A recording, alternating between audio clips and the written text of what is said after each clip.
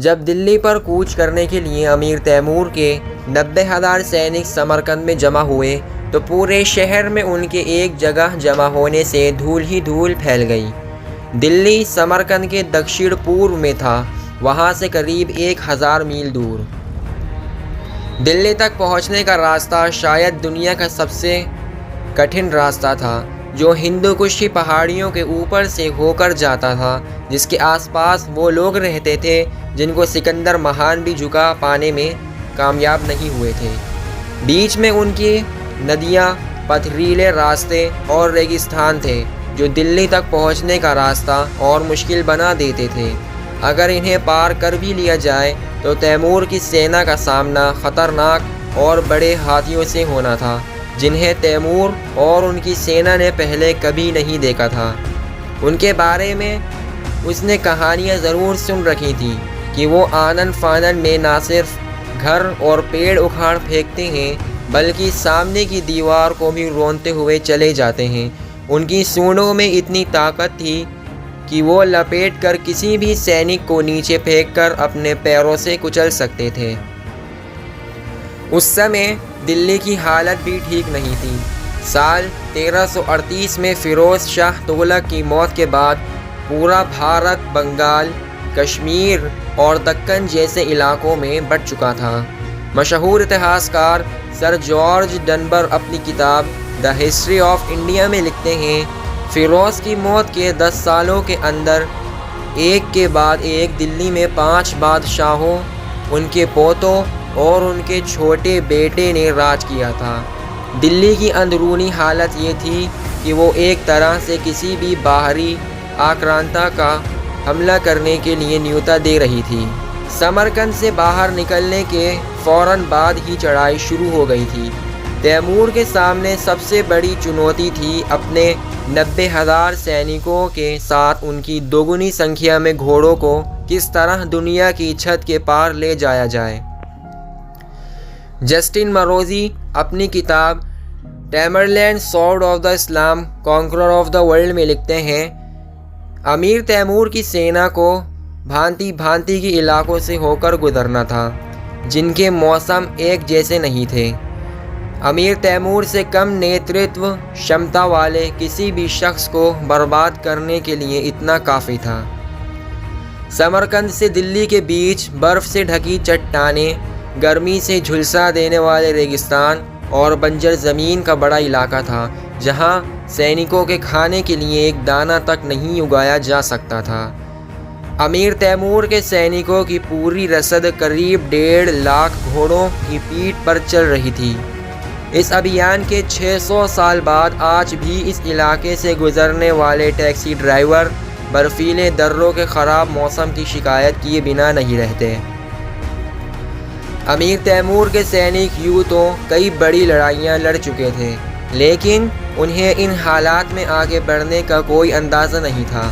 रास्ता इतना ख़तरनाक था कि कई घोड़ों ने वहाँ फिसलकर अपनी जान दे दी थी।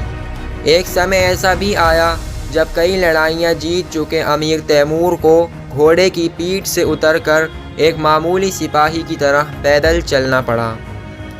उनका अनुसरण करते हुए उनके सारे सैनिक भी पैदल चलने लगे। अगस्त आते आते अमीर तैमूर की सेना काबुल पहुंच चुकी थी। अक्टूबर में तैमूर सतलुज नदी पर जाकर रुके, जहां सारंग खां ने उनका रास्ता रोका, लेकिन अमीर तैमूर ने उन पर जीत हासिल करने में कामयाब रहे। दिल्ली पहुंचने से पहले रास्ते में अमीर तैमूर ने करीब दिल्ली के पास पहुंचकर लोनी में खेमे लगाए और यमुना नदी के पास एक टीले पर खड़े होकर हालात का जायज़ा लिया। हालांकि तब तक आपसी लड़ाई की वजह से दिल्ली की ताकत बहुत घट चुकी थी, लेकिन तब भी उसकी 4 दीवारी के अंदर 10,000 घुड़सवार, 25 से 40,000 सैनिक और 120 हाथी तैमूर की सेना का सामना करने के लिए तैयार थे। जस्टिन मरोदी लिखते हैं, तैमूर और दिल्ली के सैनिकों की पहली झड़प तब हुई जब तैमूर के 700 सैनिकों के अग्रिम दस्ते पर मल्लू खां के सैनिकों ने हमला किया। उस समय दिल्ली पर सुल्तान मोहम्मद शाह राज कर रहे थे, लेकिन उस वक्त प्रशासन मल्लू खां के काबू में था। अमीर तैमूर को डर था कि अगर मल्लू खां के सैनिक उन पर हमला करते हैं तो उनके साथ चल रहे 1,00,000 बंदी उनका हौसला बढ़ाएंगे और उनके समर्थन में उठ खड़े होंगे। जस्टिन मरोदी लिखते हैं, अमीर तैमूर को अपनी सेना के पीछे चल रहे इन बंदियों के विद्रोह का इतना डर था कि उन्होंने उसी जगह पर एक एक बंदी को मारने का हुक्म दे दिया था। उस समय अमीर तैमूर को एक दूसरी चिंता भी सता रही थी। उन्होंने अपनी आत्मकथा मुल्फिज़त तैमूरी में लिखा, मेरी सबसे बड़ी परेशानी थी ताकतवर भारतीय हाथी। हमने समरकंद में उनके बारे में कहानियाँ सुन रखी थीं और पहली झड़प में हमने उनके कारनामे भी देख लिए थे। उनके चारों तरफ ज़िरह बख्तर लगा होता था और उनके पीठ पर होंदों में मशाल फेंकने वाले लोग, तीरंदाज और महावत बैठे रहते थे। ऐसी अफवाहें थी कि हाथी के बाहरी दांतों में जहर लगा हुआ था जिनको वो लोगों के पेट में घुसा देते थे। उनके ऊपर तीरों और बर्छों का कोई असर नहीं होता था। अब ज़रूरत थी भारतीय हाथियों से निपटने की। सटीक योजना की तैमूर ने अपने सैनिकों को अपने सामने गहरे गड्ढे खोदने का आदेश दिया। उन गड्ढों के आगे बैलों के गलों और पैरों में चमड़े के पट्टे बांधकर खड़ा कर दिया। फिर ऊँटों की पीठ पर लकड़ियाँ और सूखी घास लादकर उनको भी एक साथ बांध दिया गया। तीर चलाने वालों को आदेश दिए गए कि वो हाथियों के महावतों को अपने तीरों का निशाना बनाएं। 17 दिसंबर सन 1398 को मल्लू खां और सुल्तान महमूद की सेना तैमूर की सेना से लड़ने दिल्ली गेट से बाहर निकली। उन्होंने हाथियों को बीच में रखा। उन पर हथियारों से लैस सैनिक सवार थे। तैमूर एक ऊंचे टीले पर थे जहां से वो लड़ाई का पूरा नज़ारा देख सकते थे। लड़ाई शुरू होने से कुछ वक्त पहले तैमूर ने घोड़े से उतरकर ज़मीन पर सजदा कर जीत की दुआ मांगी। लड़ाई शुरू होते ही अमीर तैमूर के तीरंदाजों ने मल्लू खां की सेना के दाहिने हिस्से को अपना निशाना बनाया। मल्लू खां ने इसके जवाब में बाईं तरफ के अपने सैनिकों को अमीर तैमूर के दाहिने हिस्से वाले सैनिकों पर दबाव बढ़ाना शुरू कर दिया, लेकिन तैमूर के सैनिकों ने मल्लू खां के किनारे चल रहे सैनिकों पर हमला कर उन्हें तहस नहस करना शुरू कर दिया। तभी अमीर तैमूर ने देखा कि एक इलाके में हाथियों की वजह से उनके सैनिकों के बीच कुछ कोलाहल है।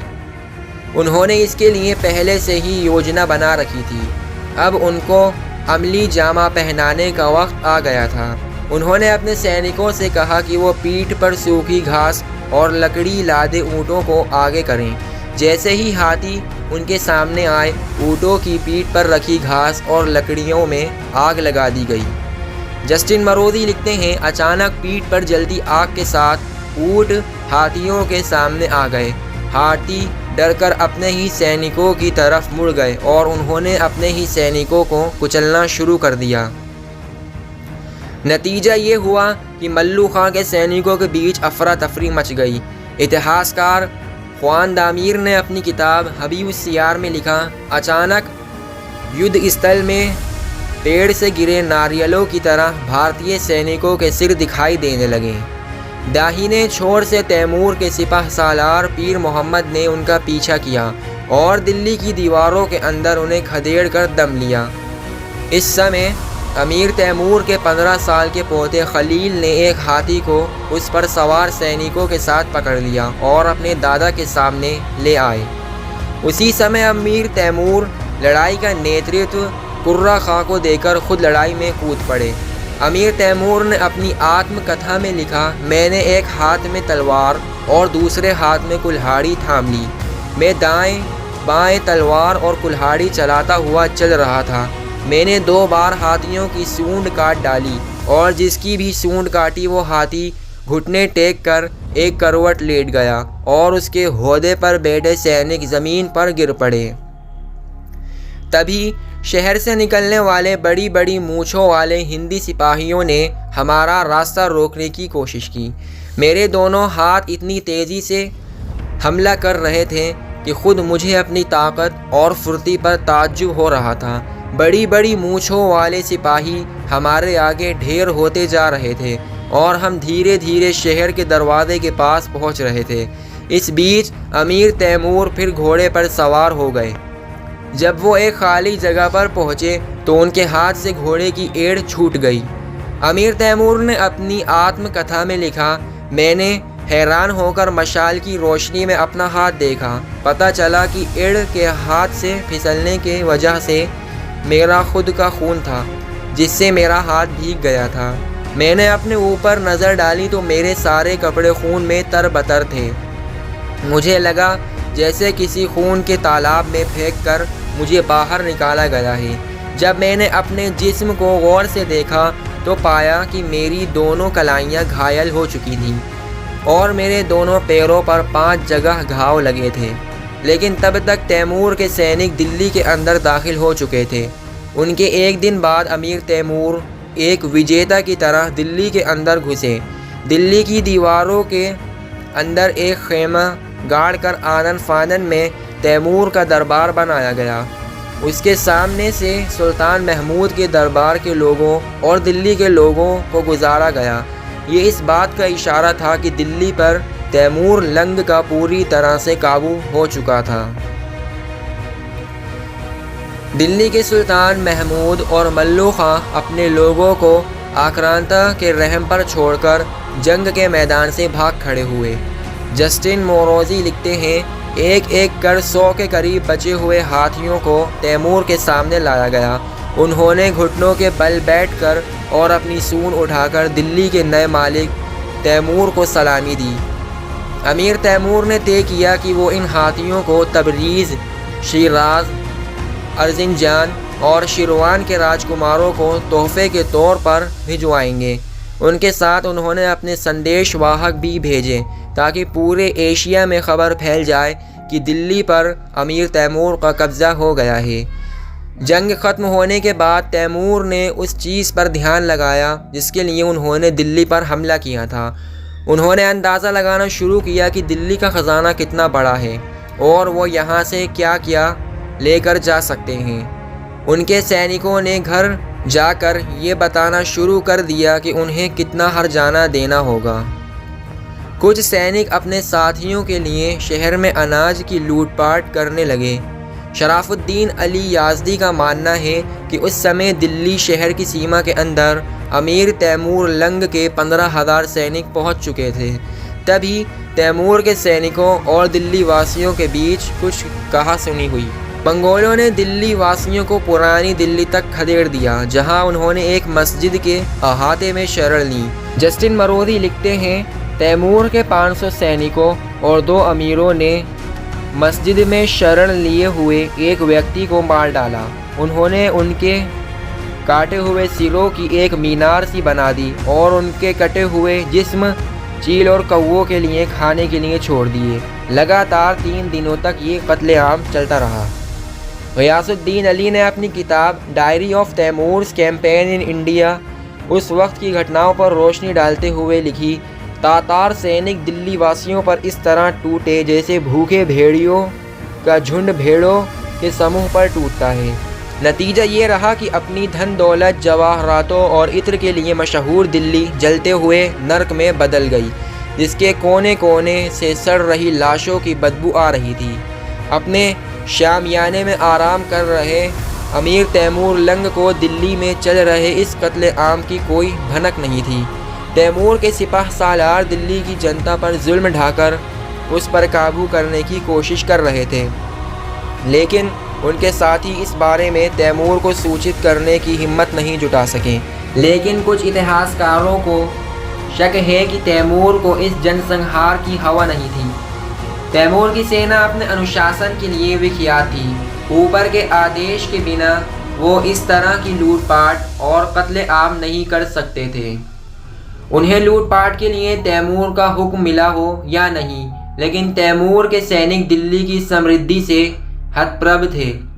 याज़दी का कहना है कि चारों तरफ सोना, चांदी, जेवर, मोती, कीमती पत्थर, सिक्के और कीमती कपड़े फैले हुए थे। इस सबसे बढ़कर दिल्ली के आम नागरिक थे, जिनसे तैमूर के सैनिक मनमर्जी काम करवा रहे थे। तैमूर के सैनिक जब वापस जाने के लिए दिल्ली से बाहर निकले तो हर सैनिक के पीछे औसतन 150 आम लोग चल रहे थे। तैमूर दिल्ली में सिर्फ 2 हफ्ते रहे। इस बीच उन्होंने स्थानीय शहजादों का आत्मसमर्पण और नजराना स्वीकार किया। दिल्ली के कई हस्तशिल्प कलाकारों को वो उनके हाथों में जंजीर बांधकर अपने साथ समरकंद ले गए। जाने से पहले तैमूर लंग ने खिज़्र खां को आज के पंजाब और ऊपरी सिंध का गवर्नर घोषित किया। दिल्ली में जानबूझकर उन्होंने कोई शासक नहीं नियुक्त किया। वहाँ के शासन के लिए बच गए शहजादों के बीच कई सालों तक जंग होती रही। कुछ समय बाद मल्लू खां, सुल्तान शाह भी लौटकर इस जंग में शामिल हो गए। तैमूर की कभी भी शासन करने में दिलचस्पी नहीं थी। राज्य को जीतने का ही उन्हें जुनून था। इसके लिए कई इतिहासकारों ने उनकी आलोचना की थी। दिल्ली के लूटे हुए खजाने के साथ तैमूर की सेना ने वापस अपने देश का सफ़र शुरू किया। उनके पास इतना सामान था कि वो एक दिन में सिर्फ 4 मील तक का ही सफ़र तय कर पा रहे थे। लौटते हुए भी रास्ते में तैमूर को करीब 20 छोटी मोटी लड़ाइयाँ लड़नी पड़ी। जहाँ भी मौका मिला उन्हें और लूटपाट की। कश्मीर तक पहुँचते पहुँचते अमीर तैमूर के हाथ में एक घोड़ा निकल आया। जब उन्होंने काबुल पार किया तो उनके दोनों हाथों और पैरों में छाले हो गए। उनकी हालत इतनी ख़राब हो गई कि वो घोड़े की पीठ पर बैठने लायक भी नहीं रहे। उन्होंने हिंदू कुश की पहाड़ों का सफ़र एक घोड़े के बछड़े की पीठ पर बैठकर तय किया। ये सारा रास्ता इतना घुमावदार था कि शाही अमले को एक दिन में एक नदी 48 बार पार करनी पड़ी। समरकंद में घुसने से पहले तैमूर ने अपने पिता की कब्र पर अपना सिर झुकाया। उधर समरकंद से 1000 मील दूर दिल्ली खंडहर में बदल गई। भारतीय सुल्तानों की कई पीढ़ियां द्वारा जमा की गई अथाह दौलत कुछ दिनों में ही उनके हाथ से जाती रही। यही नहीं, सल्तनत के अनाज के भंडार और खड़ी हुई फसलें भी बर्बाद हो गई। दिल्ली पूरी तरह से तबाह बर्बाद हो गया था। वहाँ बच गए लोग भूखमरी से मरने लगे और करीब 2 महीनों तक पक्षियों तक ने दिल्ली का रुख नहीं किया। दिल्ली को उस हालात से उभरने में पूरे 100 सालों का वक्त लगा। दोस्तों, अगर आपको हमारी ये वीडियो पसंद आई हो तो वीडियो को लाइक करें, शेयर करें और हमारे चैनल फैक्ट नॉलेज वर्ल्ड को सब्सक्राइब करें ताकि हमारी न्यू वीडियोज़ का नोटिफिकेशन आपको टाइम पर मिल सके। मिलते हैं एक और न्यू वीडियो में, तब तक के लिए बाय।